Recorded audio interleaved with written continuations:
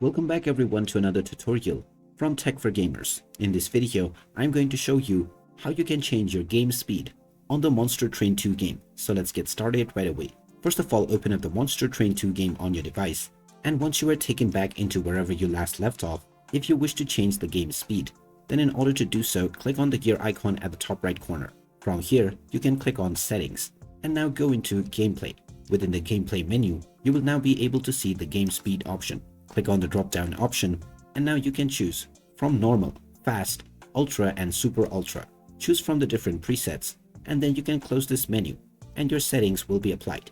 You can now continue to play your game with your chosen game speed, and you can change this at any point of time in the future by clicking on the gear icon once again, going back to Settings, and from the Gameplay menu you can once again choose your desired speed.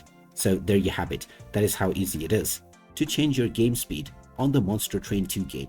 If you find this video helpful, don't forget to hit that like button and subscribe to our channel for more useful tips and tutorials. Thanks for watching and I will see you again in the next video.